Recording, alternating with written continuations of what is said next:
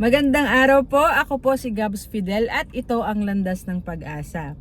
Ang atin pong ebanghelyo sa araw na ito ay galing sa sulat ni San Mateo Kabanata 5, mga talata 1 hanggang 12. At sa tagpo po sa ating ebanghelyo, mababasa po natin kung paanong tinuruan ni Jesus yung mga sumusunod sa Kanya.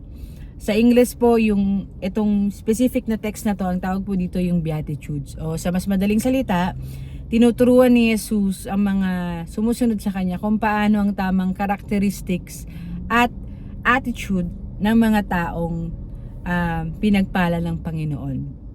At ngayon po, nandito po ako sa isang parking spot sa NLEX.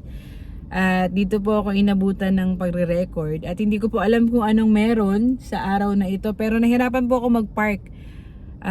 Nagkailang paikot-ikot ako para makahanap ng spot kung saan ako magpa-park.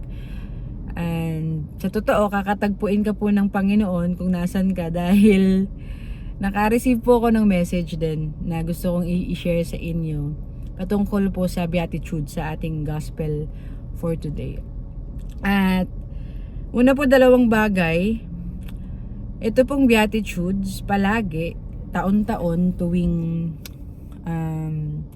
babasahin to bilang ating gospel for the day, mayroon pong dalawang bagay akong laging paulit-ulit na nare-reveal sa akin. Yung una, na alam ng Panginoon po talaga kung anong pagdadaanan natin, at kinakatagpo niya po tayo doon.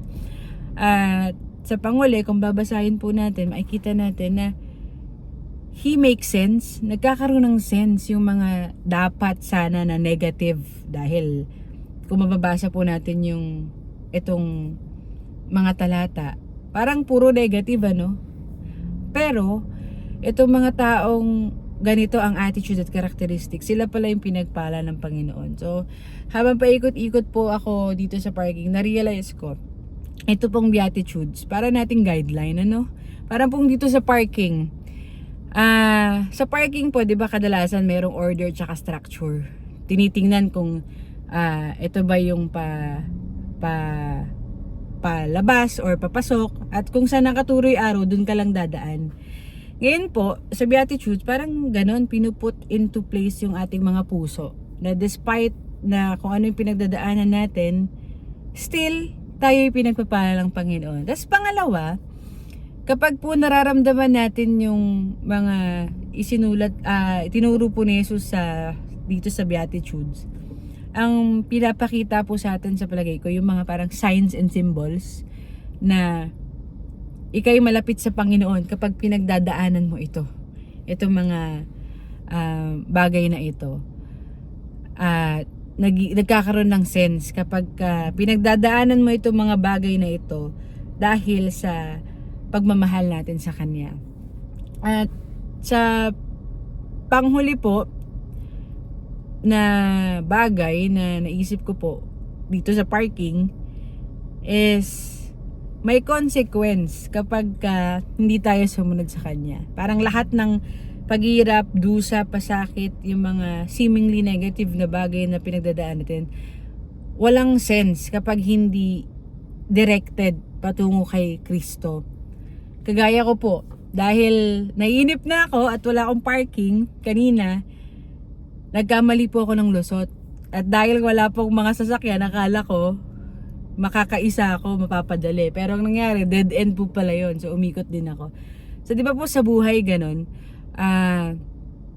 pag di tayo sumusunod sa Panginoon, hindi natin nakikita yung sense ng mga pinagdadaanan natin.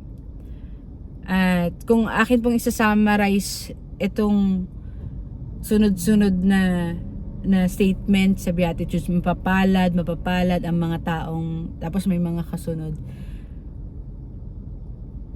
Grasya po na maintindihan natin ngayong araw na ang mga taong pinagpapala at ang mga taong nakakatanggap ng revelasyon sa mga pinagdadaanan nila sa buhay ay yung mga tao, sa palagay ko, 3 bagay yung ginagawa.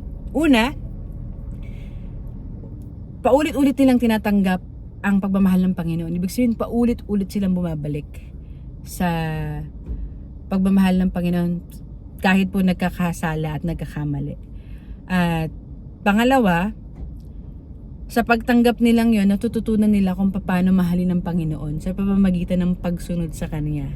Hindi po magiging perpekto, pero laging may babalikan sapagkat naramdaman ang pag-ibig ng Diyos. At pangatlo, hindi magiging kumpleto at sa palagay ko, mararamdaman ito ng mga tao, magkakaroon ng attitude at characteristics sa mga pinagpalang tao. Ito po yung kukumpleto sa, kumbaga, sa mga elements. Yung pangatlo pong bagay, sa pagtanggap po natin ng pagmamahal ng Panginoon at pagmamahal natin sa Panginoon bilang tugon, hindi po pwedeng maiwan yung pangatlong bagay. At yun ang pagmamahal sa kapwa. At kung papansinin nyo po, di ba, sa mga talata mula umpisa pa lang hanggang 12 hanggang sa dulo ng ating ebanghelyo, ang dadaan lang po talaga sa mga ganong pagpapala ay yung mga taong namumuhay ng hindi na para sa kanila, kundi para sa Diyos at para sa ibang tao.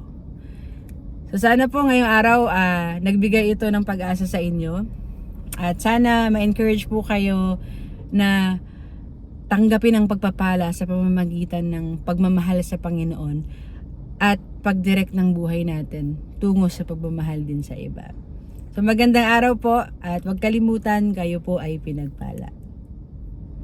Kung kayo po ay na-bless dito sa video na ito, i-like po at i-share sa inyong social media accounts para nang sa gayon maibahagi po natin ang pag-asa sa mas marami pang tao. Muli po, maraming salamat. Ako po si Gabs Fidel at ito ang Landas ng Pag-asa.